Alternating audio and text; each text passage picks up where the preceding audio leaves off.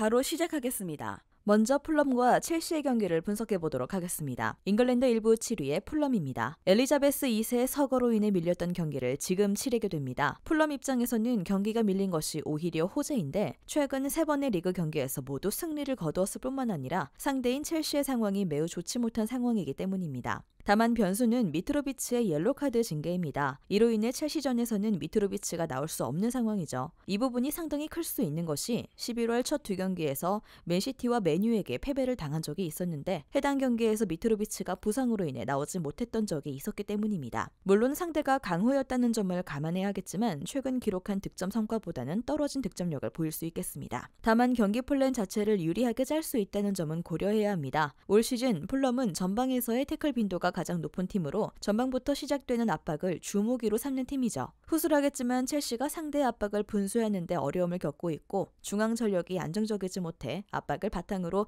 빌드업을 최대한 방해하는 양상을 만들 수 있습니다. 물론 높은 라인으로 인한 실점 리스크는 상당히 큰 편이나 첼시의 올 시즌 득점력이 매우 떨어져 있다는 점도 고려해야 할 것입니다. 결정자는요, 케바노 더피, 미트로비치 선수가 결정할 것으로 보입니다. 잉글랜드 1부 10위의 첼시입니다. 총체적 난국의 흐름입니다. 포터 감독은 30년 동안 최악의 전적을 기록한 첼시 감독이 되었는데 물론 부상자들의 발생도 역대급이라 참작의 여지가 있긴 하지만 현재로서는 감독을 조기에 경질하고 새 판을 짜는 보드진의 플랜이 잘 통하지 않고 있는 중입니다. 부상자들의 잇따른 발생으로 인해 험프리스, 홀 등 어린 선수들을 쓸 수밖에 없는 상황인데 그러나 지난 컵대회에서 이 선수들이 모두 경험 부족을 드러냈고 상대 공격수와의 1대1 경합에서 힘에 붙이는 모습을 보여주고 말았습니다. 물론 상대가 강우 맨시티였다는 점을 감안해야겠지만 지역 방어와 대인 수비를 섞으려는 시도도 선수들에게 혼란만을 주었을 뿐이었습니다. 공격은 더 심각할 예정입니다. 풀리식과 스털링이 20분 만에 통증을 호소하면서 교체가 되는 등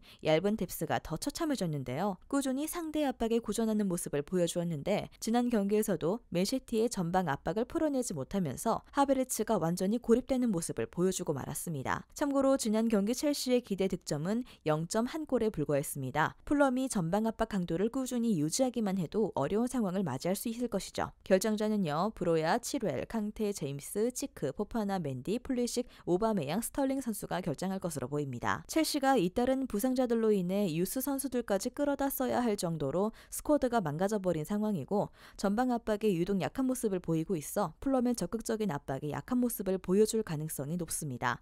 다만 풀럼의 주포인 미트로비치의 결장으로 인해 풀럼도 전방에서의 성과가 아주 뚜렷하지 못할 가능성도 생각을 해야 할 것입니다. 풀럼의 승리를 예상합니다. 다음은 레알 베티스와 바르셀로나의 경기를 분석해보도록 하겠습니다. 스페인 1부 4위의 베티스입니다. 라요를 잡아내고 계속 4위를 사수하면서 챔스권을 유지하고 있습니다. 다만 지난 시즌 보여주었던 페키르를 주축으로 했던 공격진의 파괴력은 상당히 떨어진 편으로 이글레시아스가 제품을 보여주고 있음에도 후안미 등의 부진이 결정적인 영향을 미치고 말았죠. 올 시즌 베티스의 공격이 다소 미진한 것은 팀의 기동성이 상당히 떨어진 상황이기 때문인데요. 수비 후 공격으로 전환할 때 속도가 느려 상대 수비수들에게 대비할 시간을 꽤 많이 주고 있는 상황입니다. 팀의 기동성 부족으로 인해 공수가 벌어지면서 미드필더진이 전방 지원을 적절하게 나서주지 못하는 것이 치명적인 단점입니다. 결정자는요, 크루즈, 아쿠오쿠, 사발리 선수가 결정할 것으로 보입니다. 스페인 1부 1위의 바르셀로나입니다. 아틀레티코를 1대0으로 잡아내면서 비아레알에게 비긴 레알 마드리드를 끌어내리고 다시 1위 자리에 올라섰습니다. 사비 감독의 토너먼트에서의 능력과 경기력적인 이슈가 없지는 않지만 일단 리그에서의 호조는 지키고 경기에 임할 수 있습니다. 부스케츠의 장점을 극대화시킬 수 있습니다. 팀의 기동성이 강한 경우 부스케츠가 압박당할 때 리스크가 있는 편이지만 베티스가 기동성이 뛰어난 유형의 팀은 아니기 때문인데요. 사비 감독이 최근 대용을 부스케츠와 함께 배치하면서 부스케츠에게 들어오는 압박의 수를 줄여주는 변화도 보여준 바가 있습니다. 적절한 스위칭으로 페드리의 전진 드리블을 이용해 아틀레티코의 수비를 무너뜨리는 등 중앙에서 힘을 받을 수 있는 상황은 만들어 볼 수 있을 것입니다. 결정자 없고요. 바르셀로나가 우위를 잡고 있는 경기입니다. 베티스의 기동성 이슈로 인해 공수가 분리되는 현상이 자주 일어나고 있고 바르셀로나가 중앙 전력을 바탕으로 넓은 공간을 활용해 볼 수 있는 상황입니다. 팀의 플랜인 중앙 위주의 전술이 잘 통할 수 있다는 것만으로도 바르셀로나의 우위를 점치기에는 충분할 것입니다. 다음은 피오렌티나와 삼프도리아 경기를 분석해 보도록 하겠습니다. 이탈리아 1부 10위의 피오렌티나입니다. 사수올로를 겨우 잡아냈습니다. 올 시즌 득점력 빈곤으로 인해 꽤 고전하고 있는 흐름인데 경기 주도권을 잡아내는 데는 꾸준히 성공하고 있음에도 전방 자원들의 활약상이 만족스러운 상황은 아닙니다. 결정자는요, 요비치, 소틸, 만드라고라 선수가 결정할 것으로 보입니다. 이탈리아 1부 19위의 삼프도리아입니다. 나폴리에게 0대2로 패했습니다. 나폴리가 45분 만에 김민재를 빼는 등 소위 설렁설렁하는 모습을 보여주었지만 별다른 찬스를 만들어내지 못하고 무기력한 모습으로 일관하고 말았습니다. 결정자는요, 퀄리아렐라, 푸세토, 데 루카 선수가 결정할 것으로 보입니다. 올 시즌 하위 전력팀을 상대로는 중앙 장악력이 무난하게 이루어지면서 호조를 보여주었습니다. 하위 전력을 상대로는 중앙 장악력을 바탕으로 경기력에서 압도하는 흐름이 많이 나오던 모습인데 피오렌티나가 승리를 거둘 가능성이 높습니다.